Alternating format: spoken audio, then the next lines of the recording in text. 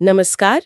आज हम बात कर रहे हैं औद्योगिक सुरक्षा के एक बहुत ज़रूरी पहलू पर, हॉट वर्क और इसमें फायर वॉचर की भूमिका।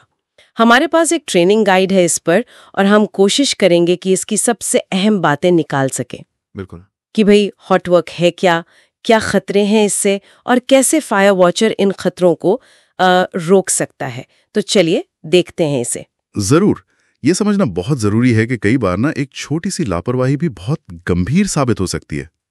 देखिए, आग लगने के लिए बेसिकली 3 चीजें चाहिए होती हैं। हवा यानी ऑक्सीजन, हाँ। ईंधन मतलब कोई भी जलने वाली चीज, और पर्याप्त गर्मी। और हॉट वर्क जो है, जैसे वेल्डिंग है, ग्राइंडिंग है, वो यही तीसरी चीज यानी गर्मी या चिंगारी पैदा करता है। हाँ, ये गाइड में भी यही बताया गया है। वेल्डिंग, कटिंग, ग्राइंडिंग, टॉर्च का काम, ये सब हॉट वर्क में आता है। और खतरे भी साफ है। आग लग सकती है, कोई जल सकता है, विस्फोट हो सकता है, यहाँ तक कि दम घुट सकता है, बिजली का झटका, जहरीला धुआं, आंखों को चोट, लिस्ट लंबी है। हाँ। और इसलिए फायर वॉचर की भूमिका इतनी अहम हो जाती है। ये सिर्फ मतलब वहां खड़े रहना नहीं है। नहीं, बिल्कुल नहीं। ये एक बहुत एक्टिव जिम्मेदारी है। उन्हें पता होता है कि चिंगारियां कहाँ जा सकती हैं, कहाँ छुपा हुआ खतरा हो सकता है। अच्छा, तो ये सिर्फ एक फॉर्मेलिटी नहीं है, इनकी पहचान और जिम्मेदारियां काफी साफ तौर पर बताई गई हैं, है ना? मैंने पढ़ा कि इनके खास नारंगी वेस्ट होती है। हाँ, बिल्कुल। उस वेस्ट पर फायर वॉचर लिखा भी होता है ताकि सब पहचान सके। और उनकी ड्यूटी सिर्फ काम के दौरान नहीं है, काम शुरू होने से पहले उन्हें कई चीजें पक्की करनी होती हैं। जैसे कि जरूरी परमिट, हॉट वर्क परमिट है या नहीं, आसपास का एरिया साफ है, कोई ज्वलनशील चीज तो नहीं पड़ी, आग बुझाने का सही उपकरण मतलब कम से कम एक 6 किलो वाला ड्राई केमिकल एक्सटिंग्विशर वो रेडी है, और चिंगारियों को फैलने से रोकने के लिए फायर ब्लैंकेट या स्क्रीन वगैरह ठीक से लगे हैं। ये सब देखना होता है। और काम के दौरान सबसे बड़ी जिम्मेदारी क्या है? मुझे लगता है ये कि वो अपनी जगह नहीं छोड़ सकते, है ना? बिल्कुल सही कहा आपने। जब तक काम चल रहा है, फायर वॉचर अपनी पोस्ट नहीं छोड़ सकता। या तो काम रुके या फिर कोई दूसरा ट्रेंड फायर वॉचर उनकी जगह ले, तब तक उन्हें वहीं रहना है और लगातार नजर रखनी है। लगातार हर वक्त चौकन्ना रहना है। अगर कोई नया खतरा दिखे, मान लीजिए गैस लीक का अंदेशा हो, तो फौरन काम रुकवाना उनकी जिम्मेदारी है। और अगर भगवान ना करे कोई छोटी मोटी आग शुरू हो भी जाए, तो उसे तुरंत बुझाने की कोशिश करना भी उनका काम है। ये बात भी मैंने नोट की कि काम खत्म होने के बाद भी उनका काम खत्म नहीं होता। उन्हें कम से कम आधा घंटा और रुकना पड़ता है। क्यों? हाँ, ये बहुत जरूरी है।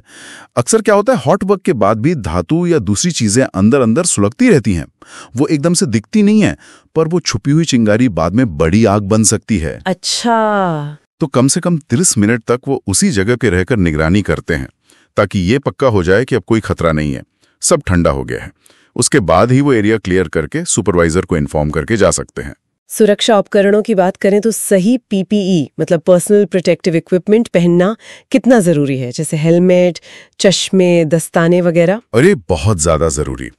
ये हॉट वर्क करने वाले के लिए भी और फायर वॉचर के लिए भी। हेलमेट, सेफ्टी गॉगल्स या चश्मा, चमड़े के दस्ताने, लेदर एप्रन और जरूरत के हिसाब से फेस शील्ड या रेस्पिरेटर भी, ये सब पहनना ही पहनना है। और जैसा हमने पहले कहा, आग बुझाने का यंत्र, वो एक्सटिंग्विशर पास में होना ही चाहिए और उसे इस्तेमाल करना भी आना चाहिए। गाइड में वो पास तरीका बताया है ना, PASS। हाँ, ये याद रखने में आसान है। P मतलब पिन खींचो, पुल द पिन। ठीक है। A मतलब एम करो, आग की जड़ पर, बेस पर निशाना लगाओ। बेस पर, हाँ। S मतलब स्क्वीज करो, हैंडल दबाओ। और दूसरा S मतलब स्वीप करो, साइड से साइड घुमाओ नोजल को। PASS, पुल, एम, स्क्वीज, स्वीप। जी। और ये तरीके आग बुझाने के जो मूल सिद्धांत हैं, उन्हीं पर काम करते हैं। जैसे या तो आप ईंधन हटा रहे हैं, स्टार्वेशन, हाँ, या ऑक्सीजन की सप्लाई काट रहे हैं, स्मदरिंग, या फिर गर्मी कम कर रहे हैं, कूलिंग। एक्सटिंग्विशर अक्सर कूलिंग और स्मदरिंग दोनों का काम करता है। अच्छा। गाइड में कुछ खास टूल्स जैसे डिस्क ग्राइंडर या गैस सिलेंडर के सुरक्षित इस्तेमाल पर भी जोर दिया गया है। हाँ, बिल्कुल। ग्राइंडर को सही से पकड़ना, गार्ड लगाकर इस्तेमाल करना, गैस सिलेंडरों को हमेशा सीधा रखना, चेन से बांध कर रखना, भरे और खाली सिलेंडरों को अलग अलग रखना, ये छोटी छोटी बातें हैं पर बहुत जरूरी है। और बंद जगहों पर हॉट वर्क, कन्फाइंड स्पेस जिसे कहते हैं, उसके लिए तो और भी ज्यादा सावधानी चाहिए होगी। हाँ, वो तो बहुत ही ज्यादा खतरनाक हो सकता है। बंद जगहों में वेंटिलेशन मतलब हवा का आना जाना सही रखना बहुत जरूरी है। और काम शुरू करने से पहले गैस टेस्टिंग तो करनी ही करनी है, क्योंकि वहाँ जहरीली गैसें जमा हो सकती हैं या ऑक्सीजन का लेवल कम हो सकता है। तो कुल मिलाकर देखें तो हॉटवर्क सेफ्टी सिर्फ कुछ नियम कायदे नहीं है, ये तो सतर्क रहने, तैयार रहने और अपनी जिम्मेदारी को गंभीरता से लेने के बारे में है। बिल्कुल। और फायर वॉचर इस पूरी सुरक्षा चेन की एक बहुत अहम कड़ी है। एकदम सही कहा। जैसा कहते हैं ना, आग एक अच्छी सेवक है लेकिन बुरी मालिक। तैयारी और सतर्कता से ही इसे काबू में रखा जा सकता है। नियमों का पालन जरूरी है, पर उससे भी ज्यादा जरूरी है हर पल चौकन्ना रहना। बिल्कुल, तैयारी ही बचाव है। ये जानना कि क्या करना है और कैसे करना है सच में एक बड़ा फर्क ला सकता है।